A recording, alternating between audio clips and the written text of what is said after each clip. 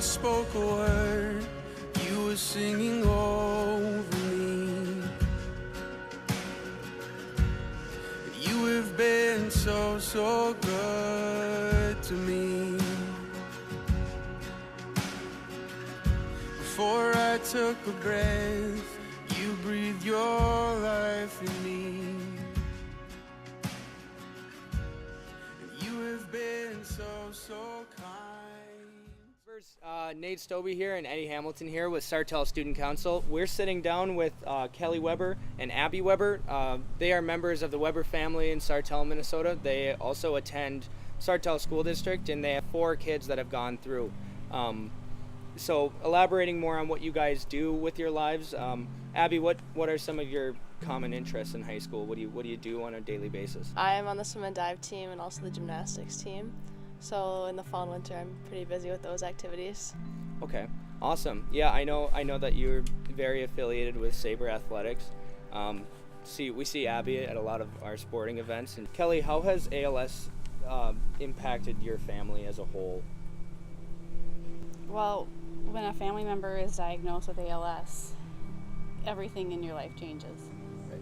From needing to remodel your house to accommodate that person, to buying a vehicle to transport your loved one, to the realization that that person won't be able to work anymore, and just realizing that that person will require at some point full-time care. So Kelly, after the diagnosis and within that time span, were there, in taking care of Brent, were there any significant changes that you've had to make to your lives? Yes, many. When someone is diagnosed with ALS, in our case, my husband, Abby's dad, everything changes in your life. Right. In our case, we have a 2-story home, and he was residing on the upper floor, so obviously that's not going to work anymore when he can no longer walk the stairs, so we had to make a living space on our main floor that would accommodate him.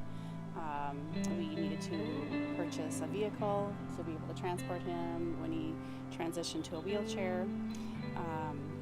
So there's all those physical changes, of course, that happen. Right. Then there's also lots of emotional changes that happen, realizing that the person that you love is losing their ability to do pretty much any of their normal daily activities or daily maintenance or anything that they were accustomed to doing. After this diagnosis, have you learned anything in terms of having to step up within the household and take care of your younger sisters? Like, have you had to play a bigger role in the household as a sister? Yeah, definitely. I kind of felt like my mom stepped into like a full-time caregiver role, and so I've always been the older sister, but I kind of stepped into I guess a mentor role to them. A super sister to all your sisters. A super sister, yeah, in a way, like just making sure do you have your homework done, kind of like shower or whatever, like getting them ready and stuff, kind of looking out for them more. Getting them to places. Abby also stepped in, though, as an extra set of hands in helping with her dad's care, though, as well. So. Right.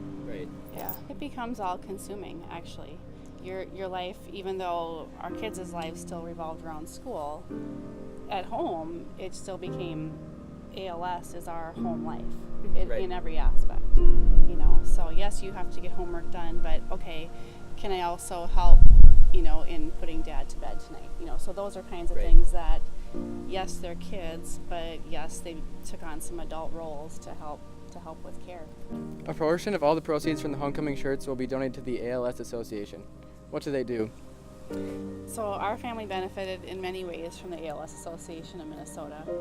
They provide everything from respite care for caregivers. They provide much needed equipment that most families could not afford to buy on their own. They loan it to you free of charge. They provide support groups for families, and then they also donate, or they use a lot of their monies that are donated for education and research, so that one day hopefully we'll have an end to this disease. Absolutely. Every single person that I've ever known with ALS, which is quite a few now, is very different one from the next. Right. Some people start with their hands, other people start with their feet. In the case with my husband, Abby's dad, his was quite generalized, but also very noticeable right away with his voice. He lost his ability to speak quite quickly. Okay. And his legs, right? It was his Yeah. speech and his legs we noticed in the beginning. What were a couple of the things that you guys first started noticing when it was, around the time of Brent's initial diagnosis? So when we started noticing that something wasn't quite right, he actually noticed himself just a more generalized weakness feeling. Being a pretty strong physical person that he was, he just didn't have the same strength overall to do daily activities or lifting certain things. And then we noticed changes in his speech, just a little bit of slurring, and just it seemed like it took him longer to say things than it normally had. What actually is ALS?